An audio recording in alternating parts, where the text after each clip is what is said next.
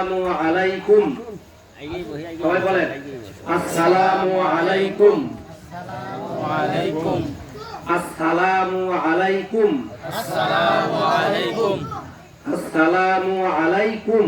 আসসালামু আলাইকুম ওয়া আলাইকুমুস সালাম। ওয়ালাইকুমুস সালাম ওয়া আলাইকুমুস সালাম। ওয়ালাইকুমুস সালাম। তাহলে সালাম দেওয়ার সময় একটা খেয়াল রাখবেন। কি রাখবেন? খেয়াল রাখবেন যে আমি কেমনে সালাম দিতেছি। তাহলে যে সালাম দিতেছে সে আপনার শান্তির দোয়া করতেছে, আপনিও পাল্টা তার জন্য কি করেন? শান্তির দোয়া করেন। যেমন আমি সালাম দিলাম আসসালামু আলাইকুম, আপনার উপর শান্তি বর্ষিত হোক। তা আপনি বললেন কি ওয়া আলাইকুমুস সালাম, আপনার উপরও শান্তি বর্ষিত হোক। তাহলে দোয়াটা কি ভালো না খারাপ? দোয়াটা ভালো না?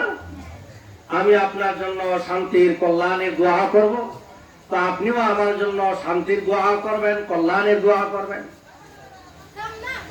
এক মুসলমান আর এক মুসলমানের জন্য কল্যাণকামী হবে, শান্তির দোয়া করবে, শান্তি কামনা করবে। এটাই তো উচিত, ঠিক না? আজকে আমাদের ঘরে ঘরে শান্তি নাই, শুধু অশান্তি। অশান্তি না?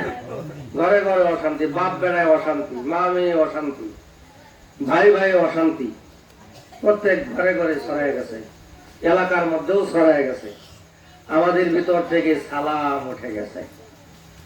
এই জন্য আপনি বাজারে গেলেন, বাজার থেকে আইসা যদি ঘরে যারা আছে, ঘরে দরজায় দাঁড়ায় যদি সালাম দেন আসসালামু আলাইকুম ওয়া রাহমাতুল্লাহি ওয়া বারাকাতুহু, তাহলে ঘরওয়ালারা খুশি হবে না বেজার হবে? খুশি হবে না? হ্যাঁ। তাহলে ও কি আপনার জন্য আমার জন্য বদদোয়া করবে?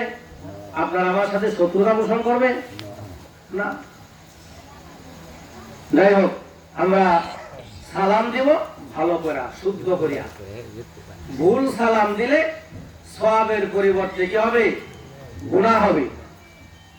ভুল সালাম দিলে কি হবে? সওয়াবের পরিবর্তে গুনাহ হবে। এজন্য আমরা সকলে কি করব? সালাম দিব শুদ্ধ কইরা, আসসালামু আলাইকুম ওয়া রাহমাতুল্লাহি ওয়া বারাকাতুহু। আর সালামের জবাব দিব ওয়া আলাইকুমুস সালাম ওয়া রাহমাতুল্লাহি ওয়া বারাকাতুহু।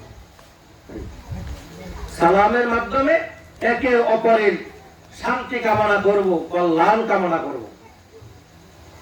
দেখবেন এই সালামের মাধ্যমে অনেক পুরাতন শত্রুতা এই সালামের মাধ্যমে আবুশ হয়ে যায়, মীমাংসা হয়ে যায়।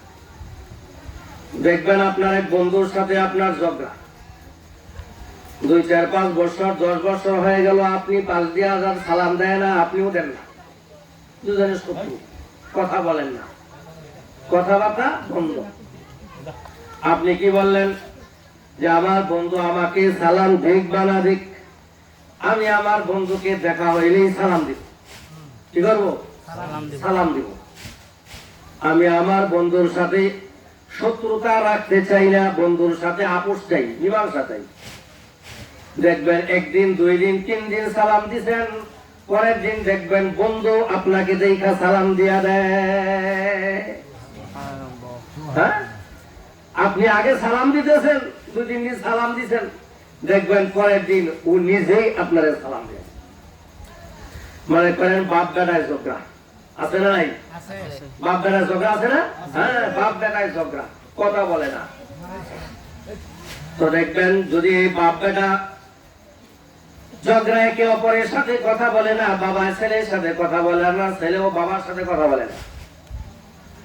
দেখবেন ছেলে যদি বাজার থেকে আইসা, কোন জায়গা থেকে আইসা বাবার সাথে দেখা হয়ে গেল রাস্তায়, বা আসতেছে চলাচলে রাস্তায় দেখা হয়ে গেল, সন্তান বাবাকে সালাম দিয়া দিল, অথবা সন্তান রাগ গোসা করে বাবাকে সালাম দেয় না, বাবাই যদি সন্তানকে সালাম দেয়া দেয় আসসালামু আলাইকুম ওয়া রাহমাতুল্লাহ, তাহলে বলেন তো দেখি এই সন্তান আর বাপ বেড়ায় কোনো শত্রুতা থাকবে নাকি?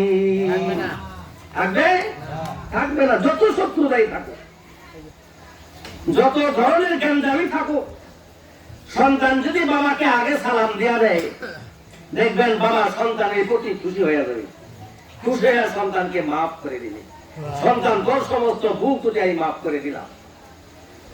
বাবা যদি সন্তানকে আগে সালাম দেয়া দেয়, সন্তান বলবে আমার বাবা আমাকে সালাম দিছে, তাহলে বাবার সাথে আর শত্রুতা রাখা যায় না। দেখবেন পরের দিনই বাবার কদমে আইসা মাথার মতো করে বলতে থাকে, বাবা আমি ভুল করছি, অন্যায় করছি, আমাকে মাফ করে দাও, ক্ষমা করে দাও। ঠিক আছে? তাই করবে না সন্তান? তাই এর নেই আমাদের সালাম উঠা যাওয়ার কারণে আপনার আমার ঘর থেকে শান্তি উঠা গেছে, বাপ বেটার শান্তি উঠা গেছে। অনেক সময় স্ত্রীদের সাথে মনোমালিন্য, ঝগড়া ফাসাদ সবসময় লেগেই থাকে। আছে না এরকম? ঝগড়া ফাসাদ লেগে থাকে। স্বামী স্ত্রীর সাথে ভালো ব্যবহার করে না, সুন্দর করে কথা বলে না। স্ত্রীও স্বামীর সাথে ভালো ব্যবহার করে না, ভদ্র আচরণ করে না।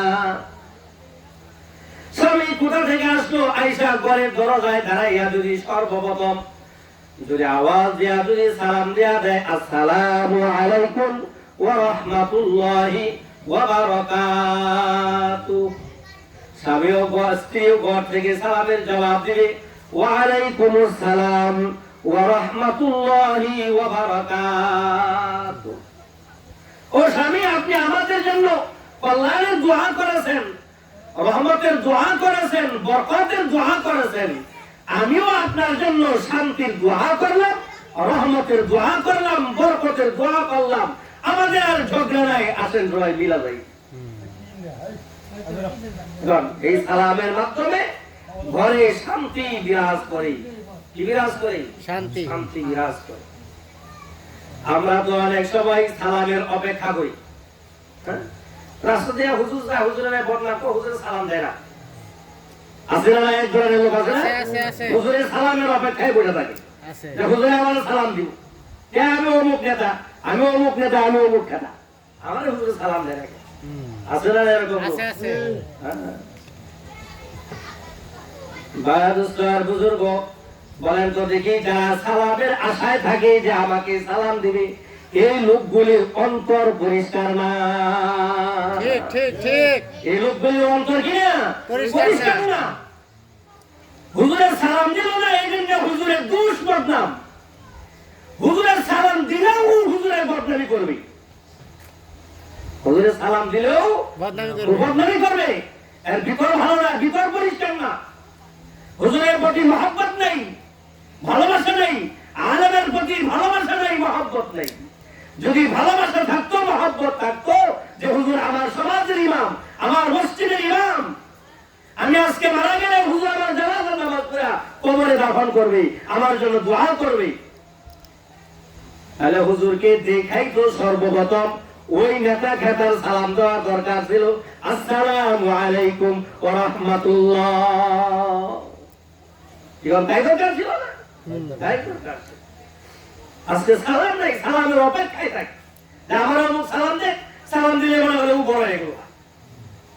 আমি আপনার সালাম দিলাম, আমরা কুইলা পালা কাজ হয়ে গেলে খাই বেটা।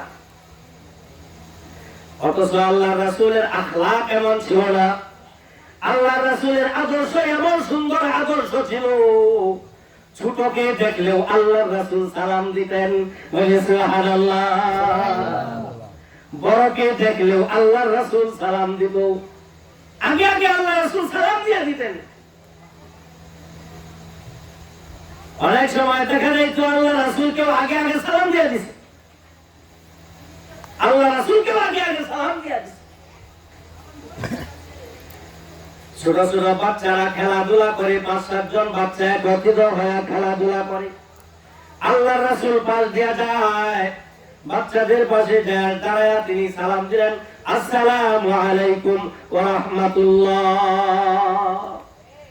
সন্তানগুলি ওই ছেলেগুলি রাসূলের জবানের সালাম শুনিয়া তারা খেলাধুলা বন্ধ করে দিল, বন্ধ করে রাসূলের দিকে চাতক পাখির ন্যায় তাকায়া থাকলো। আর তাদের কণ্ঠে ধ্বনিত হলো ওয়া আলাইকুমুস সালাম ওয়া রাহমাতুল্লাহি ওয়া বারাকাতুহু। রাসূলের আদর্শ গ্রহণ করতে হবে। আমি সালাম দিলাম না, আমি সালামের অপেক্ষায় দেখলাম, আমাকে একজন সালাম দিলেন বড় হয়ে গেলাম, আর আমি একজনকে সালাম দিলে আমি ছোট হয়ে গেলাম। আমি যদি আপনাকে সালাম দেই আমি কি ছোট হয়ে গেলাম? আর আপনি যদি আমাকে সালাম দেন আপনি কি ছোট হয়ে গেলেন? এই সালামের সাথে ছোট বড় কোনো সম্পর্ক আছে? হ্যাঁ ভাই দোস্ত আর বুজুর্গ, তবে একটা নিয়ম নীতি আছে, ঠিক আছে না নাই? আদব আছে। কি আছে? আদব আছে। আদব হইল ছোট বড়কে দেখলে সালাম দিবি। ছোট বড়কে দেখলে কি করবি? সালাম দিবি। আসসালামু আলাইকুম। বাবা যাইতেছে, হ্যাঁ বাবাকে দেখলো, দেখে সালাম দিল আসসালামু আলাইকুম। কাকা যাইতেছে, কাকা দেখে কে দেখে সালাম দিল আসসালামু আলাইকুম। যে ভাতিজা যে কাকাকে সালাম দেয়, বলেন তো দেখি ওই চাচা ভাতিজার সম্পর্ক ভালো হবে না খারাপ হবে? ভালো হবে। অনেক সময় দেখা যায় চাচা ভাতিজার সম্পর্ক ভালো না, ঠিক আছে ঠিক না? ভাতিজার চাচার সেবা দেখতে পারে না, চাচাও ভাতিজার ছায়া দেখতে পারে না। বলেন তো দেখি যতই তাদের ভিতর দ্বন্দ্ব থাকুক না কেন, যদি একজন অপরজনের প্রতি সহানুভব হয়, একজন আরেকজনের প্রতি সালাম আদান প্রদান করে, তাহলে সালামের ভিতর উভয়ের ভিতর শান্তি আইসা যায়। বলি সুবহানাল্লাহ। এজন্য আমরা সালামের প্রচলন ব্যাপকভাবে করব। সালামের মধ্যে বরকত, বরকত হয়। ঘরে সালাম দিবেন, ঘরে বরকত হবে। ঘরে বরকত হবে, আপনি বরকত দেখতে পাবেন, দেখতে পাবেন, দেখতে পাবেন। আপনি বাজার থেকে আসলেন, কোথা থেকে ঘোরা ঘোরা আসলেন, আপনার ছোট ছোট ছেলে মেয়ের আছে, আপনি আইসা আইসা প্রতিদিন আগে আগে সালাম দিয়া দেন, আসসালামু আলাইকুম ওয়া রাহমাতুল্লাহ। আপনার ছোট ছেলেরা শিখলো আমার বাবা আইসাই সালাম দেয় আগে, আপনার ছোট মেয়েটাই শিখলো আমার বাবা আগে আগে আমাদেরকে সালাম দেয়া দেয়। পরের দিন তারা সংকল্প করবে আজকে বাবা আগে সালাম দিছে, আগামীকালকে বাবার আগে আমরা সালাম দিয়া দেব। কি গান কথা ঠিক কিনা?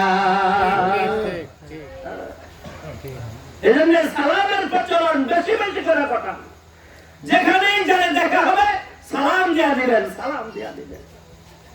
সালাম দিলে কয় লিখতে হয়? সালাম দিলে নাকি কয়টা হয়?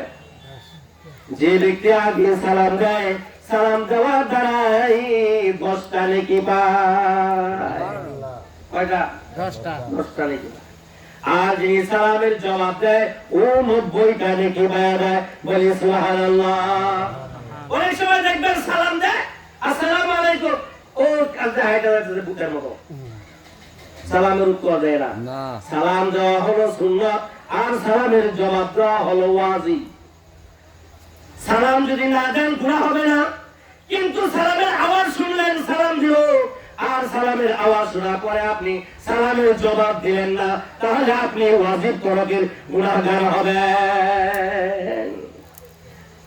আর নিয়ম হলো আপনাকে যদি জুড়ে সালাম দেয় আসসালামু আলাইকুম, আপনিও তাকে শুনে জুড়ে উত্তর দেন ওয়া আলাইকুমুস সালাম। মনে মনে না, আপনাকে জুড়ে সালাম দিছে আসসালামু আলাইকুম, আপনিও উত্তরটা শোনা দেন ওয়া আলাইকুমুস সালাম। তাহলে সালাম দেওয়ার মধ্যে হ্যাঁ শান্তি অনুভব করবি, যে না আমি তাকে সালাম দিয়েছি, সে আমার সালামের জবাব নিয়েছে। কি কোন কথা ঠিক কিনা? আর নাহলে বললে যে আমি তাকে সালাম দিলাম, সে আমার সালামের উত্তরই নিল না।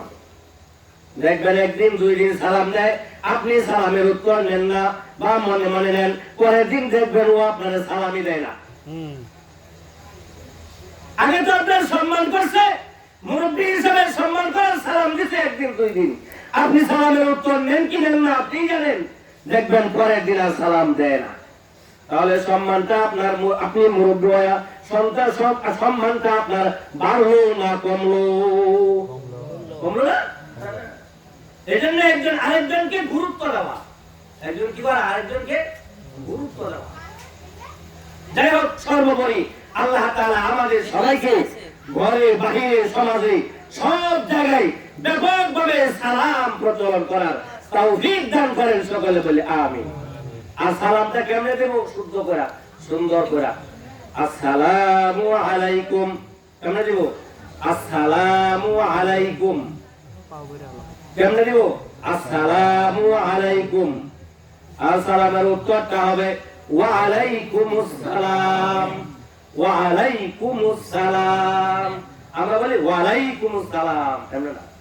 ওয়া আলাইকুমুস সালাম। সুন্দর করে আমরা সালামের ব্যাপক প্রচলন ঘটাবো, তো আমাদের মাঝে শান্তি বিরাজ করতে থাকবে, শান্তি বিরাজ করবে, আল্লাহর রহমত বর্ষিত হবে, ঘরে ঘরে বারাকা আল্লাহ তাআলা নাযিল করবেন। আলহামদুলিল্লাহ, আলহামদুলিল্লাহ নাহমাদুহু ওয়া নাস্তাঈনুহু ওয়া নাস্তাগফিরুহু ওয়া নাউযু বিল্লাহি মিন শুরুরি আনফুসিনা ওয়া মিন সাইয়্যাতি আ'মালিনা। من يهده الله فلا مضل له ومن يضلله فلا هادي له ونشهد أن لا إله إلا الله وحده لا شريك له ونشهد أن سيدنا وسندنا وحبيبنا ومحبوبنا ومعشوقنا ومولانا محمدا عبده ورسوله أرسله بالحق بشيرا ونذيرا وداعيا إلى الله بإذنه وسراجا وقمرا منيرا. أما بعد فأعوذ بالله من الشيطان الرجيم. بسم الله الرحمن الرحيم. يا أيها الذين آمنوا قوا أنفسكم وأهليكم نارا. صدق الله مولانا العظيم وصدق رسوله النبي الكريم ونحن على ذلك من الشاهدين والشاكرين والحمد لله رب العالمين.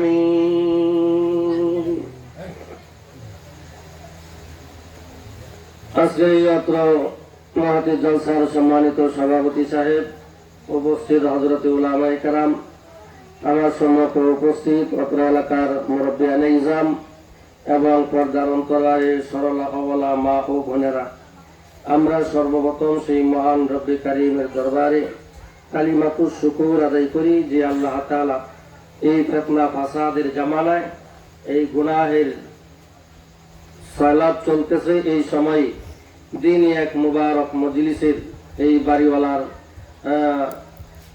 ইন্তজামে আজকের এই সুন্দর জান্নাতের বাগান আমাদেরকে উপহার দিতে পেরেছেন। আল্লাহ তাআলা ওনাকে তৌফিক দিয়েছেন, এজন্য আল্লাহ পাকের শুকর গুজার করছি। আমরা পুরুষরা উঁচু আওয়াজে আল্লাহ পাকের শুকর গুজার করব, আর মা বোনেরা তারা মনে মনে আল্লাহ পাকের শুকর গুজার করবে। সকলে বলি আলহামদুলিল্লাহ। আলহামদুলিল্লাহ। আজকের এই মাহফিল হওয়াতে আমরা খুশি না বেজার? খুশি। হ্যাঁ খুশি। হ্যাঁ। যদি আমরা সকলেই খুশি হইতে পারতাম, তাহলে এই উত্তর বেডডুবা এই মহল্লায় খালি আপনারাই থাকেন না আরো ভাইয়েরা আছে? হ্যাঁ, অনেক বড় মহল্লা আপনাদের, অনেক বড় এলাকা। উত্তর বেডডুবা অনেক বড় একটা মহল্লা। তা আপনাদের এই সমাজে আরো লোকজন আছিল, আপনাদের এই আশেপাশে আপনারা যারা আসছেন, আরো অনেক ঘরওয়ালারা, অনেক পুরুষ লোকেরা ঘরের বিছানায় শুয়া আরাম করতেছে কি করতেছে না? হ্যাঁ, অনেকেই টিভি চাইরা, টিভি চালু দিয়া টিভির সামনে বসে আছে। বলেন তো দেখি, টিভির সামনে বসলে সব হবে কি নাকি হবে? গুনাহ হবে। হ্যাঁ, গুনাহ হবে। আর এই রহমতের বাগান, জান্নাতের বাগান, এখানে বসলে কি হবে? সওয়াব হবে। আমাদের গুনাহের দরকার না সওয়াবের দরকার? হ্যাঁ, হ্যাঁ। আপনি আমি মুসলমান, কবর, মিজান, হাসর, ফুলসারাত এগুলি বিশ্বাস করি। মৃত্যুর পরে আবার জীবিত হব, আমাদের আরেকটা জিন্দেগি আছে। মৃত্যুর পরে জিন্দেগি, যে জিন্দেগির মৃত্যুর মাধ্যমে শুরু হয়, ওই জিন্দেগির আর কোনো শেষ হয় না। নাই। মৃত্যুর মাধ্যমে কি হয়? শুরু হয়। আর ওই জিন্দেগির কোনো শেষ নাই। ওই রকম একটা পরিস্থিতি আপনার আমার জীবনে আসবে কি আসবে না? আসবে। আসবে না? আসবে। আসবে। তাহলে আমরা মুসলমান হিসেবে আমরা প্রত্যেকেই পরকালের যাত্রী। কিসের যাত্রী ভাই? পরকালের। পরকালের যাত্রী। মন চাইলেও মরতে হবে, মন না চাইলেও মরতে হবে। মরতে হবে। এই কথাটা কি বিশ্বাস করেন আপনারা? করি। আমি কথাটা কি এমনি বলি যে মন চাইলেও মরতে হবে, মন না চাইলেও মরতে হবে। মরতে হবে। মরতে তো কেউ চায় না। মরতে কি কেউ চায়? না। কেউ চায় না। আমিও চাই না যে আমার মরণ হোক, আপনিও চান না যে আপনার মরণ হোক। চাই যে সুন্দর দুনিয়ায় অনেক দিন বেঁচে থাকি, অনেক দিন থাকি, অনেক আশা, অনেক আকাঙ্ক্ষা, অনেক কিছু করব, এই করব, সেই করব, নিজের জন্য, নিজের সন্তানের জন্য, নিজের আপনজনদের জন্য। ঠিক আছে? এই স্বপ্ন সবাই দেখে। এই দুনিয়া ছেড়ে কেউ যাইতে চায় না। দেখেন এক বেচারা 80 বছর বয়স হয়ে গেছে, বাংলাদেশের বড় বড় ডাক্তাররা বলছে বাংলাদেশে আর কোনো চিকিৎসা নাই। এখন হাঁটাচলা বলতে করতে পারে না, ঠিক মতে কথা বলতে পারে না, শরীরের সব কিছু অঙ্গ প্রত্যঙ্গ অকেজুর মতো হয়ে গেছে। তারপরেও সন্তানদের টাকা পয়সা আছে, নিজের টাকা পয়সা আছে। ওই দেশের ডাক্তাররা যখন পারে না, বিদেশে নিয়ে যা, লন্ডনে নিয়ে যা। তাহলে বলেন তো দেখি, লন্ডন সে চিকিৎসা করার জন্য যাইতেছে বাঁচার জন্য না মরার জন্য? বাঁচার জন্য। বাঁচার জন্য। বয়স 80-100 হয়ে গেছে, তারপরেও তার বাঁচার চিন্তা, মরার চিন্তা না। কিসের চিন্তা? বাঁচার চিন্তা। শরীরের সব অঙ্গ প্রত্যঙ্গ অকেজো হয়ে গেছে, ঠিক মতে কথা বলতে পারে না, ঠিক মতে চোখে দেখে না, ব্রেইনে ঠিক মতে কাজ করে না, হাঁটতে পারে না, চলতে পারে না। তারপরেও বাঁচার চিন্তা, মরতে কেউ চায় না। তারপরেও দেখেন লক্ষ লক্ষ টাকা খরচ করে বিদেশ যায়, 1 মাস 2 মাস চিকিৎসা করে, 1 মাস 2 মাস চিকিৎসা করে লাশ হয়ে দেশে ফিরে আসে। এরকম ঘটনা আছে না নাই? আছে না? অনেক অনেক আছে। এই জন্য ভাই এই দুনিয়া ছেড়ে আমরা কেউ যাইতে চাই না, সবাই থাকতে চাই। কিন্তু থাকতে চাইলেই কি থাকা যায়? না। থাকা যাবে না। থাকা যাবে না। যাইতেই হবে আপনাকে আমাকে।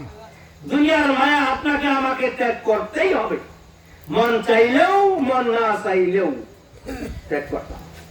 হযরত আজরাইল আলাইহিস সালাতু ওয়াস সালাম যদি সামনে আইসা দাঁড়ায় যায়, আমি যদি আজরাইলকে বলি, ও ফেরেশতা আজরাইল যাও গাছটা, তোমাকে 1 কোটি টাকা দেব, 1 কোটি পরিমাণ টাকা দিব, তুমি এই টাকার বোঝা নিয়ে যাও, 5 বছর পরে আইসো। ঠিকন শুনবে কথা? আপনি আমি যত টাকাওয়ালার মালিক হই না কেন, আজরাইল আলাইহিস সালাতু ওয়াস সালাম এগুলি পরোয়া করবে না, কারো কথা শুনবে না, কোনো কথা শুনবে না। আপনার আমার কথা শুনবে দূরের কথা, নবী আলাইহিস সালাতু ওয়াস সালাম জনাবে মুহাম্মদুর রাসূলুল্লাহ সাল্লাল্লাহু আলাইহি ওয়াসাল্লামের মৃত্যুর সময় আজরাইল আলাইহিস সালাতু ওয়াস সালাম আয়েশা মাথার কাছে আয়েশা দাঁড়ায় রইছে, অনুমতি চাইছে, শুধু অনুমতি চাইছে। কি চাইছে? অনুমতি। আল্লাহ রাসূলের কাছে অনুমতি চাইছে। হযরত ফাতেমা রাদিয়াল্লাহু তাআলা আনহা আজরাইলের বিশাল চেহারা দেখা ফাতেমা রাদিয়াল্লাহু তাআলা আনহা বলতেছে, ওগো বাবা, এই যে একটা বিশাল দেহের একটা মানুষের মতো দেখা যায়, কিন্তু আসলে তো সে মানুষ না, তাহলে সে কি? আমাদের ঘরে প্রবেশ করার জন্য অনুমতি চায়, আপনার অনুমতি চায়। আল্লাহর রাসূল সাল্লাল্লাহু আলাইহি ওয়াসাল্লাম ডাক দিয়ে বললেন, ও ফাতেমা,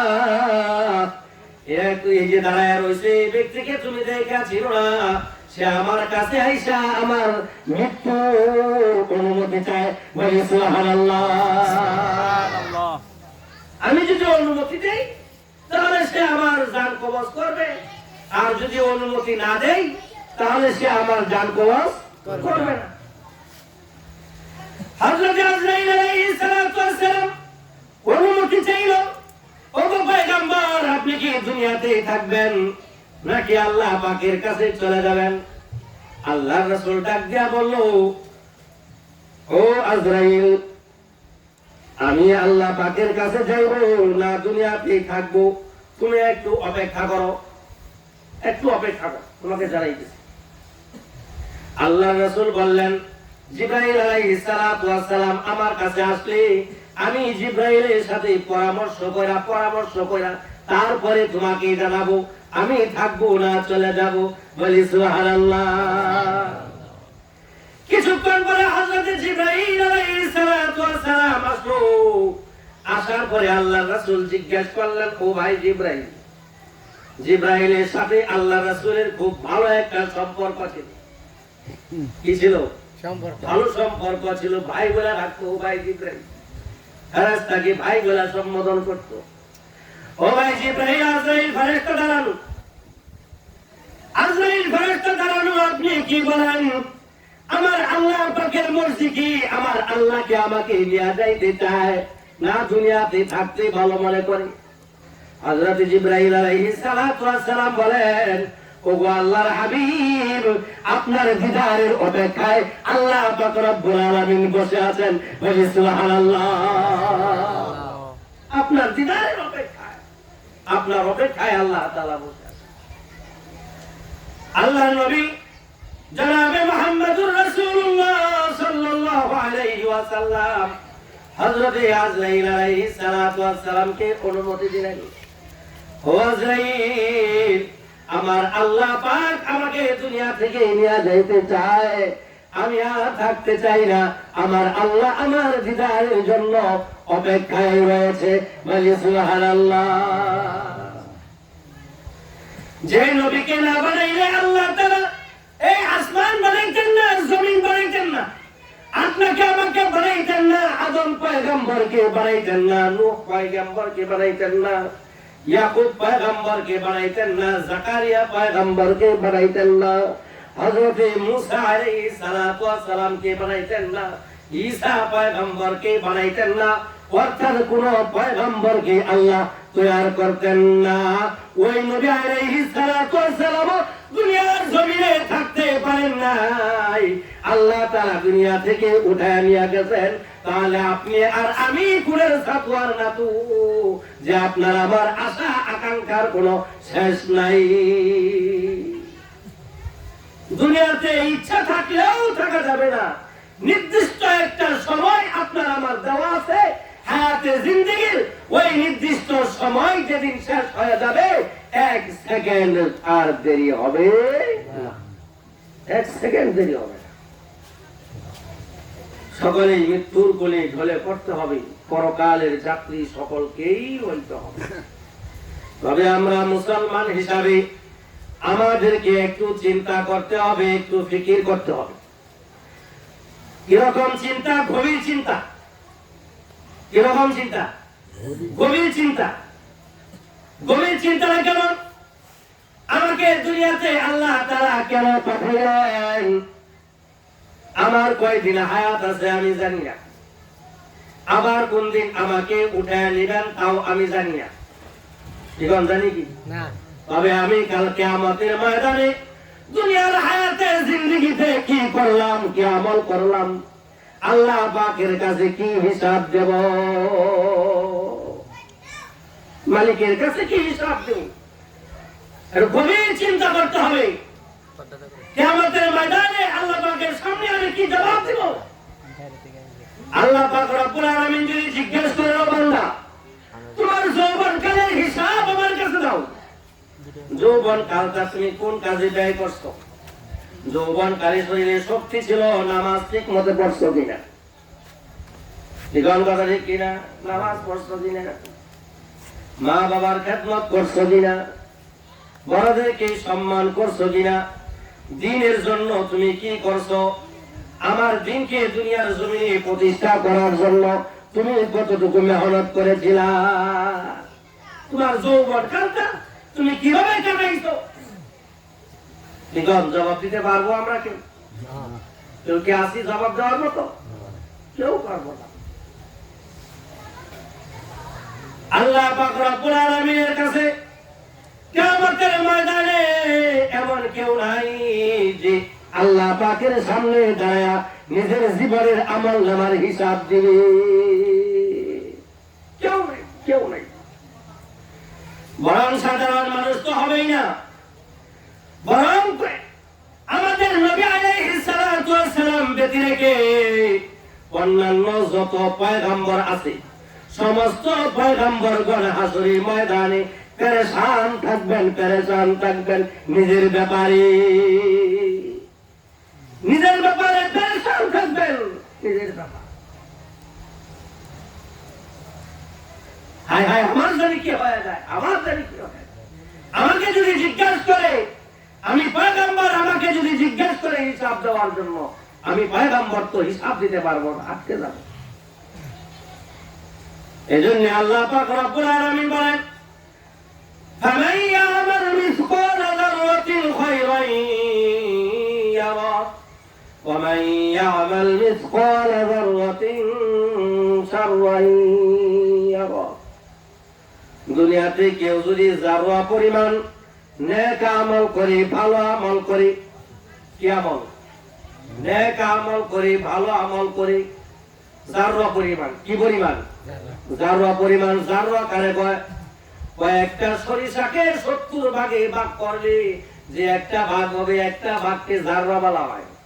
আর একটু সহজ ভাবে বুঝি, আমরা যখন গোসল করি, কাপড় চোপড় ধুই, কাপড় চোপড় ধুইয়া তারপরে চিবাই না, চিবাইয়া পানিটা নিংড়াই, পানি নিংড়ানোর পরে যখন আমরা শুকা দিই, শুকা দেওয়ার সময় কাপড়টাকে ভাঁজ করার জন্য সুন্দর করে ঝাঁকুনি দেই।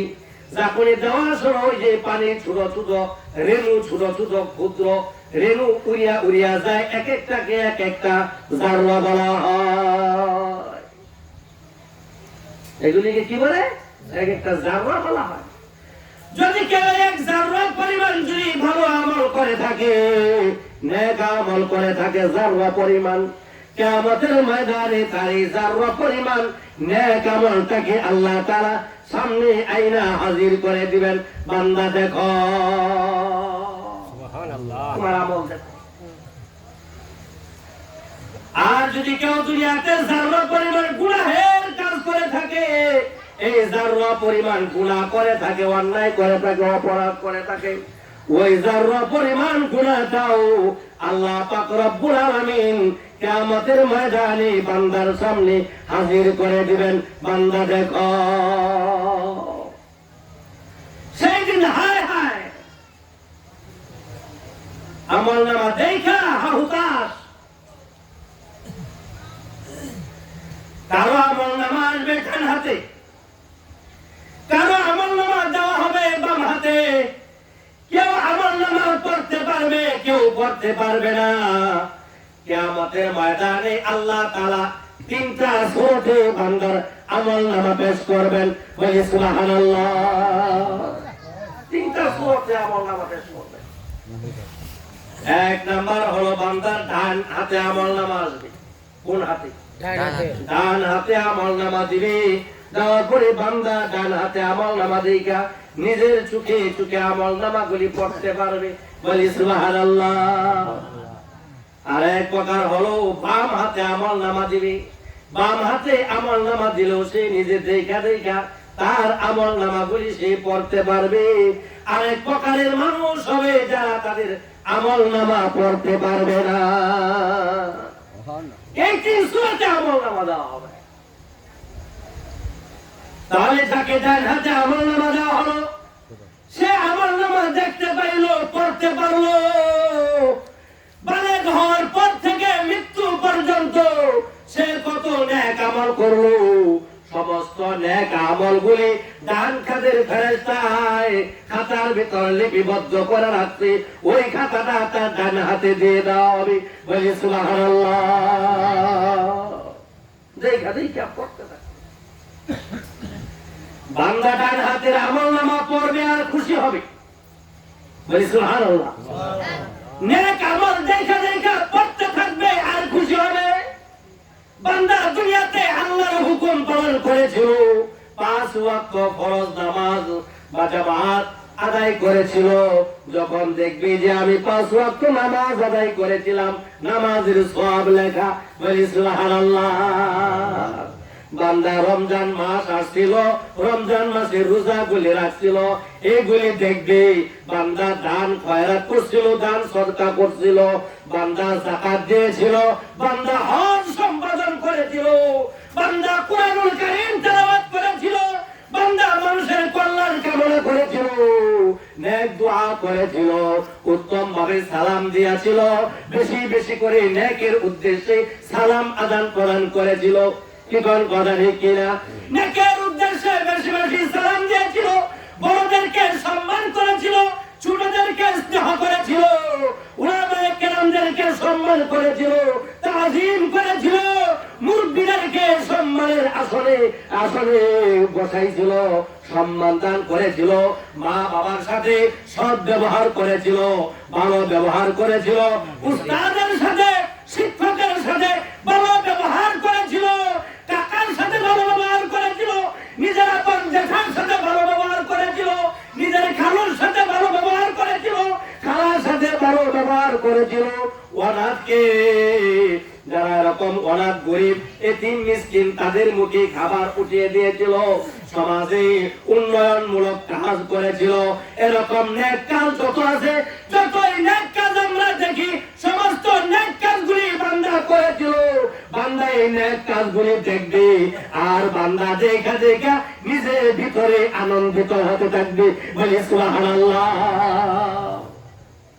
বান্দা শুধু নিজেই আনন্দিত হবে না, বান্দা শুধু নিজেই খুশি হবে না, আশেপাশে যাদেরকে চিনবে তাদেরকে দেখাইতে থাকবে, দেখো আমার আমলনামা ডান হাতে আছে, আমি কত সুন্দর সুন্দর নেক আমল করছি, দেখো আমার আমলনামা ডান হাতে আছে। বলে সুবহানাল্লাহ। শুধু নিজেই খুশি প্রকাশ করবে না, নিজের ভিতরে খুশিটা রাখবে না, বরং খুশি আরেকজনকে দেখাইতে শুরু করবে, দেখো আমি দুনিয়াতে ভালো ভালো আমল করেছি, ভালো ভালো কাজ করেছি, দেখো আমার এই সওয়াবের পাল্লা, আমার এই ভালো ভালো আমলগুলি দেখো, আমাকে আল্লাহ তাআলা ডান হাতে আমার আমলনামা। আরেক প্রকারের মানুষ হবে যাদেরকে বাম হাতে আমলনামা দেওয়া হবে, যারা হবে ফাসিক ফুজ্জার গুনাহগার, গুনাহগার, তাদেরকে বাম হাতে আমলনামা দেওয়া হবে।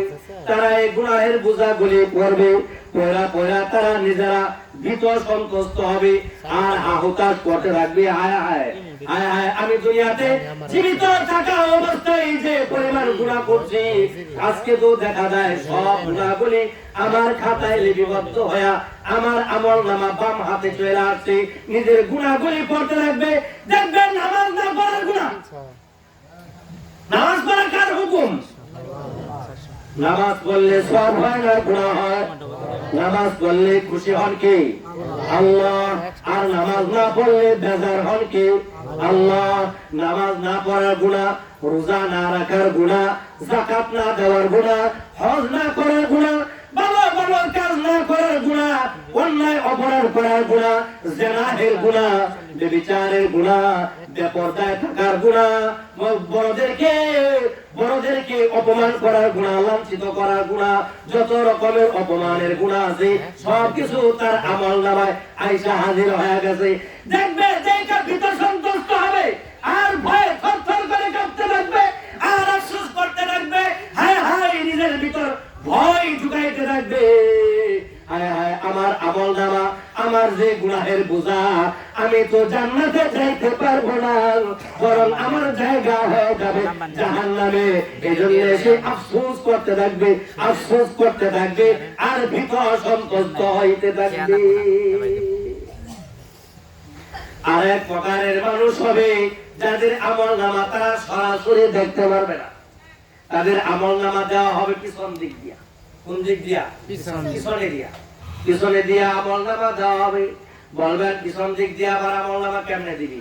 হাত হলো দুইটা, একটা ডান হাতে আমলনামা দিবে, আরেকটা বাম হাতে আমলনামা দিবে। হাত তো শেষ, যে পিছনের দিক দিয়ে আমলনামা দিবে কিসের মধ্যে? ঠিক কথা ঠিক না? ও বাদশার বুজুর্গ, ওই ভাগিষ্ঠ ব্যক্তিরা যাদেরকে পিছন দিক দিয়ে আমলনামা দেওয়া হবে, আল্লাহ পাক রব্বুল আলামিনের পক্ষ থেকে ঘোষণা জানায়া দেওয়া হবে ফেরেশতাদেরকে, ও ফেরেশতারা, আমার এই নাফরমান গুনাহগার বান্দা আমলনামা পিছন দিক দিয়া দেখে দিলা, সে যেন তার আমলনামা দেখতে না পারে, পিছন দিক দিয়া আমলনামা দিবা। ফেরেশতারা রাগিয়া জিজ্ঞেস করে, আইবারে রব, আইবারে মালিক, পিছন দিক দিয়ে আমলনামা কেমনে দেব? আল্লাহ পাক রব্বুল আলামিন কৌশল শিখিয়ে দিবেন, ও ফেরেশতারা, পিছন দিক দিয়া আমলনামা দিবা। বান্দার বাম হাতটা শক্ত করা ধরো, বান্দার বাম হাতটা শক্ত করা ধরিয়া বান্দার সিনার ভিতর দিক দিয়া ঢুকায়া দাও।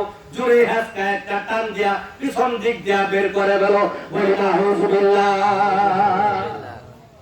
বান্দার বাম হাতটা টান দিয়া সিনার ভিতর ঢুকায়া দিয়া এরকম পিছন দিক দিয়া বাম হাতটা বের করে ফেলবে। বাম হাতটা বের করার পরে ওই পিছনে তার আমলনামা দেওয়া হবে। বলি না হুজুবিল্লাহ। এখন বলেন দেখি, পিছন দিক দিয়ে আমলনামা দিল, বাম হাত বুকের ভিতর দিক দিয়ে ঢুকায় আমলনামা দিল, আমলনামা কি সে পড়তে পারলো? দেখতে পারলো? দেখতে পারলো না, পড়তে পারলো না। এইবার ফেরেশতারা গিয়া বলবে, আয় আল্লাহ, যে বান্দাকে ডান হাতে আমলনামা দিলা সে তো তার আমলনামা দেখলো, পড়লো। যাকে বাম হাতে আমলনামা দিলা সে তো আমলনামা দেখলো, পড়লো। আর যাকে পিছন দিক দিয়ে আমলনামা দিলা সে তো আমলনামা দেখতে পারলো না, পড়তেও পারলো না। তাহলে সে তার আমলনামা কেমনে দেখবে আর কেমনে পড়বে? আল্লাহ পাক রব্বুল আলামিন ফেরেশতাদের উত্তরে ফেরেশতাদেরকে জবাব জানায়া দিবেন, উত্তর শোনায়া দিবেন, ও ফেরেশতারা, তোমরা টেনশন করো না, টেনশন করো না। আমার ওই বান্দা সে পিছন দিক দিয়ে আমলনামা দেখতে পারবে। বলি সুবহানাল্লাহ। সে বান্দা পিছন দিক দিয়ে আমলনামা দেখতে পারবে। ফেরেশতারা গিয়ে জিজ্ঞেস করবে, আইবারে রব, আইবারে মালিক কেমনে? আল্লাহ তাআলা কৌশল শিখিয়ে দিবেন। বলবেন, ও ফেরেশতারা, বান্দার মাথাটা সোজা করিয়া ধরো, ঘুরিয়া হেসকা মুসর দিয়া মাথাটা ঘাটটা ভেঙে গেল, ভেঙে ফেরা পিছন দিক দিয়া মাথাটা ঘুরাইয়া দাও। বলি নাউযুবিল্লাহ। এবার বলেন তো দেখি, হাতও পিছন দিক দিয়া গেছে, পিছনে আমলনামা আসছে, মাথাটাও পিছনে ভাঙ্গা ঘুরাইয়া দেওয়া হয়েছে, বান্দার মাথাও পিছনে, হাতও পিছনে, আমলনামা পিছনে। এবার বান্দা দেখতে পারবে কি পারবে না? পারবে না? দেখতে পারবে। বান্দা দেখবে আর হাউতাস করবে আর বলতে থাকবে, বান্দা কষ্টের কারণে সিনার ভিতর দিক দিয়ে হাত ঢুকাইয়া দিছে। এটা কষ্ট না শান্তি না আরাম? কষ্ট না? যে সিনার ভিতর দিক দিয়া আমার হাতটা